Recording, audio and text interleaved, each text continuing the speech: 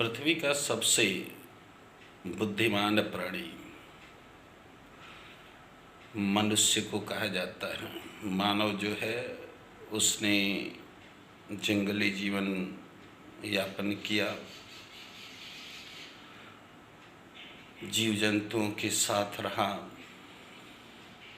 कपि बंदरों के रूप में रहा, आविष्कार किए, अग्नि का खोज किया और अपना सर्वाधिक विकास किया और एक आधुनिक मानव के रूप में परिवर्तित हो गया। उसने प्रकृति के नियमों को सुना, ध्यान दिया और अपने नियम को बनाया, जिस पर यदि व्यक्ति चले तो वह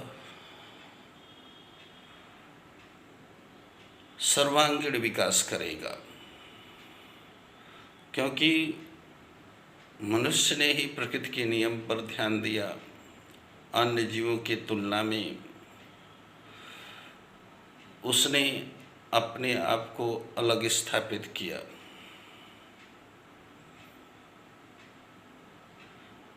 अपना समूह बनाया, समाज बनाया, देश बनाया, अपने भाषाओं का विस्तार किया और आधुनिक मानव के रूप में अपने आप को परिवर्तित कर लिया। प्रकृति के नियम पर ध्यान देना मनुष्य ने सीखा और उन्होंने समस्त जीवों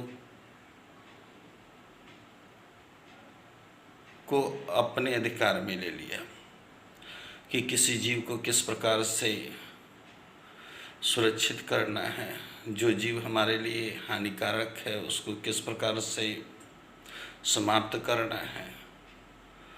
और इतना संघर्ष करते हुए उसने पूरी मनुष्य जाति का काया पलट कर दिया। कुछ जीव आज इस संघर्षमय दुनिया में अपने आप को स्थापित नहीं कर पाए, जो कि फॉसिल मात्र इस अर्थ पर रह गए, जीवाश्म के रूप में। तो नियम पर चलना, पहले मनुष्य प्रैक्टिकली रूप से उस पर चला, उसको समझा, प्रयोग किए, आविष्कार किए, समस्त सुविधाओं को अपने झोली में भर लिया। उसने प्रकृति का विरोध नहीं किया। प्रैक्टिकली रूप से वह कहते हैं ना, रिक्वायर्ड मटेरियल के रूप में भी वह काम किया। उसने देखा कहीं कहीं पर उसका अस्तित्व समाप्त हो जा रहा है और कहीं कहीं पर उसका अस्तित्व बन जा रहा है। तो उस किरण को उसने अपनाया, जिससे कि उसका जीवन खुशहालमय हो, तरक्की करे और उसको नियम के रूप में प्रस्तावित किया। समस्त जीव हैं, छोटे भी जीव हैं, बड़े भी जीव हैं, सबको जीने का हक प्रकृति ने दिया है। किसी के जीवन को हम अपने अनुसार नहीं चला सकते हैं। हम यदि जीवन नहीं दे पाएंगे तो हमें जीवन लेने का भी कोई अधिकार नहीं है। यदि ऐसा करते हैं तो नियम के विरुद्ध माना जाता है।